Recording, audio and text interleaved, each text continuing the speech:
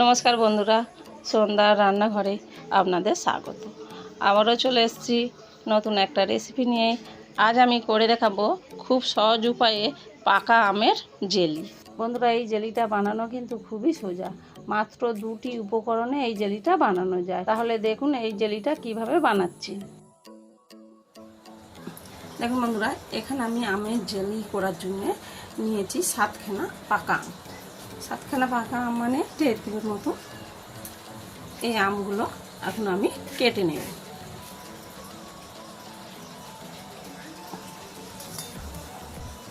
দেখুন এইভাবে আমগুলো কেটে নেব।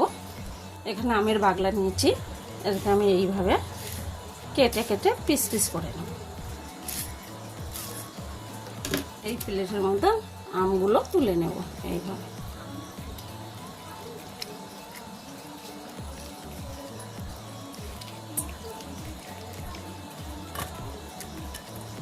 এইভাবে আমগুলো তুলে নেব।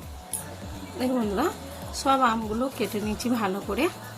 কেটে রাখা আমগুলো সব মিক্সির জারের মধ্যে দিয়ে দিচ্ছি, দিয়ে বেটে নেব।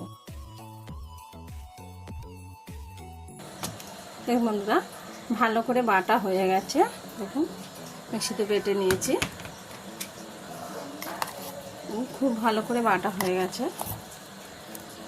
একটু গোটা গোটা নেই। বন্ধুরা, এখানে আমি একটা কোড়া নিয়েছি, এখনও গ্যাসটা ধরাইনি। বেটে রাখা আমটা কোড়ার মধ্যে দিয়ে গ্যাসটা ধরাবো।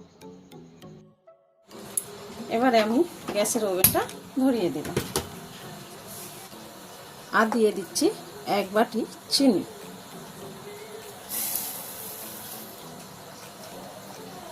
এই সবগুলো ভালো করে নাড়াচাড়া করে মিশিয়ে নেব।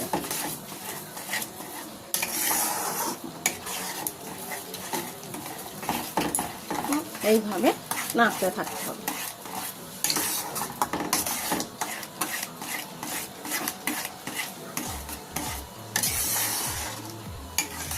আমটা ভালো করে ফুটে গেছে, তো এইভাবে নেড়ে নেব।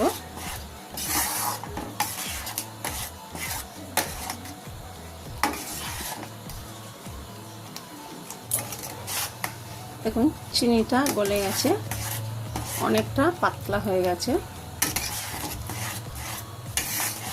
তো গ্যাসের ওভেনটা খুব জোরে দেবে না, মিডিয়াম সাইজে রেখে জেলিটা বানাতে হবে।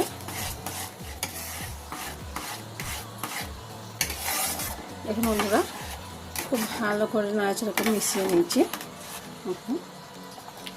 বন্ধুরা, এটা কিন্তু খুব সাবধানে করতে হবে। দেখছেন ঠেকরাচ্ছে, ছিটকে কিন্তু হাতে গায়ে ভর্তি হয়ে যাবে, গেলে ফসকা পড়ে যাবে। তাহলে বন্ধুরা সাবধানে আপনারা করবেন। আর দেখুন আমি নাড়া যদি বন্ধ করে দিই কীভাবে ঠেকরাচ্ছে, দেখুন এটা হাতে মুখে পড়ে যাওয়ার সম্ভাবনা আছে। খুব সাবধানে এটা নাড়তে হবে। তাহলে বন্ধুরা দেখছেন অনেকটা গাঢ় হয়ে এসছে, এখনো পুরোপুরি পারফেক্ট হয়নি। আরও গাঢ় যত হবে তত রঙটা কিন্তু চেঞ্জ হবে, কালারটা ঘুরে যাবে।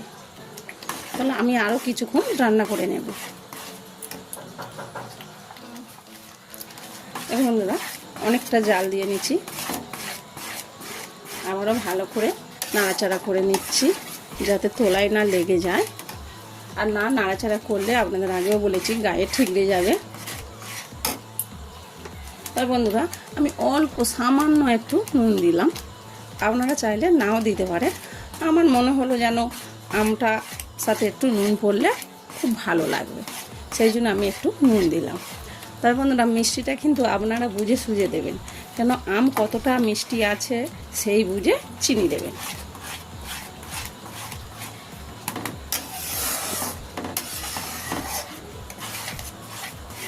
তবে এই জেলি বানানোর জন্যে পাকা আমি ভালো, এটা একটু মিষ্টি।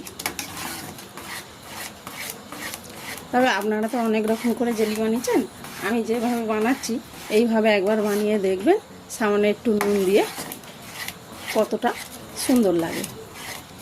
নুন ছাড়া কেমন লাগে আর নুন দিলে কেমন লাগে। নুন দিলে আমার মনে হয় স্বাদটা আরও বেড়ে যায়।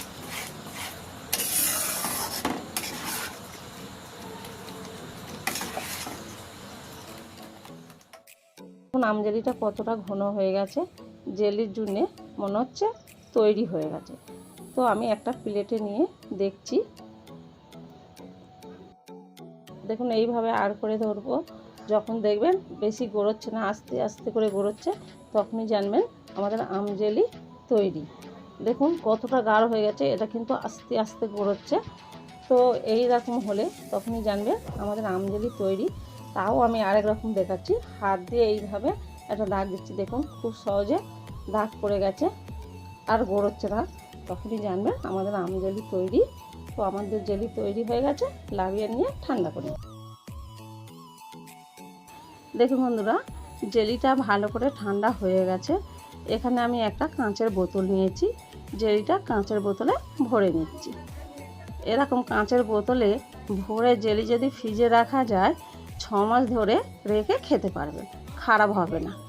এই জেলিটা রুটির সাথে খেতে খুবই ভালো লাগে, দোকানের জেলির থেকে কোনো অংশে কম নয়। বন্ধুরা, পাকা আমের জেলি তৈরি। তো আপনারা দেখতেই পেলেন কত সহজে পাকা আমের জেলি বানানো যায়। বন্ধুরা, আপনারা অবশ্যই বাড়িতে একবার বানিয়ে খেয়ে দেখবেন। আর আমার ভিডিও যদি ভালো লেগে থাকে কমেন্টে জানাবেন।